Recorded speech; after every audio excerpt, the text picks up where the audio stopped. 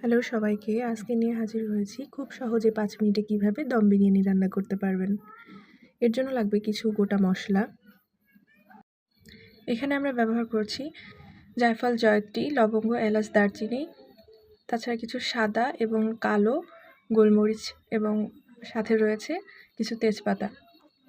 এগুলোকে আমরা এখন একটু শুকনো খোলায় টেলে বেটে নেব। তার মধ্যে জয়ফল এবং জয়ত্রীটা আলাদা করে রেখে সেটা আলাদাভাবে বাটতে হবে। এরপর আমরা করে নেব বেরেস্তার জন্য পেঁয়াজ কুচি এবং পেঁয়াজ, রসুন এবং আদা মাংসের জন্য। কড়াইতে ঢেলে নেব একটু সাদা তেল। সাদা তেলের মধ্যে আমরা নিয়ে নেব পেঁয়াজ কুচিগুলো। সুন্দর লাল লাল করে ভাজতে হবে যতক্ষণ না পর্যন্ত কালার আসছে। এটাকে আমরা একটু লাল লাল করে ভেজে নেব, সাথে কিছু লবণ অ্যাড করব সামান্য পরিমাণ মতো। বেরেস্তার কালার প্রায় চলে এসেছে। এটাকে এখন আমরা কড়াই থেকে নামিয়ে ফেলব এবং নামানোর পরে আমরা সামান্য চিনি দিয়ে মাখিয়ে রাখব। নিয়ে নেব মাঝখান থেকে কেটে 3টে আলু। এবার এগুলোকে আমরা সেই সাদা তেলে আবার একটু ভেজে নেব যতক্ষণ না পর্যন্ত পুরোপুরি লাল রং ধারণ করছে। এটাকে আমরা ভাজা হয়ে গেলে, যখন এটার বর্ণ লাল হয়ে আসবে তখন আমরা এটাকে নামিয়ে ফেলব। প্রায় লাল হয়ে এসেছে।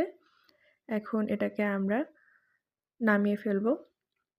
এরপরে আমরা শুরু করব মাংস মাখানো। মাংসের মধ্যে দেব আমরা নুন, হলুদ, সামান্য লঙ্কার গুঁড়ো, টক দই, ভাজা মশলার গুঁড়ো এবং আদা, রসুন, পেঁয়াজের বেটে রাখা পেস্ট। এরপরে কড়াইতে আমরা একটু সাদা তেল গরম করে তার মধ্যে দিয়ে দেব 5-6টি কাঁচা লঙ্কা চিড়ে এবং মাংসগুলো এর মধ্যে দিয়ে দেব।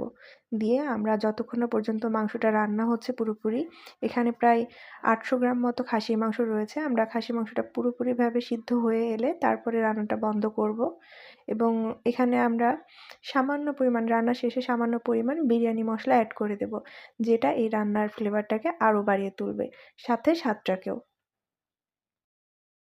মাংস কষানো শেষ হয়ে এলে আমরা যোগ করে দেব আগে করে রাখা অবশিষ্ট ভাজা মশলার গুঁড়ো এবং জায়ফল, জয়ত্রীর গুঁড়ো।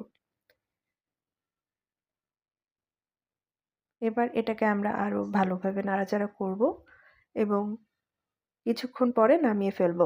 এরপরে আমরা ভাত রান্না করার জন্য দিয়ে দেব একটা কড়াইতে কিছুটা গরম জল এবং স্বাদমতো নুন, সাথে কিছু লবঙ্গ, দারচিনি এবং এলাচ, সাথে সামান্য একটু তেল। এই তেলটার কারণে ভাতগুলো অনেক ঝরঝরা হবে। এখানে আমরা নিয়েছি 1 কেজি মতো বাসমতি চাল। ভাতের চাল 90% সিদ্ধ হলে আমরা নামিয়ে ফেলবো এবং লেয়ারিং করে ফেলবো। নিচে দেব সামান্য একটু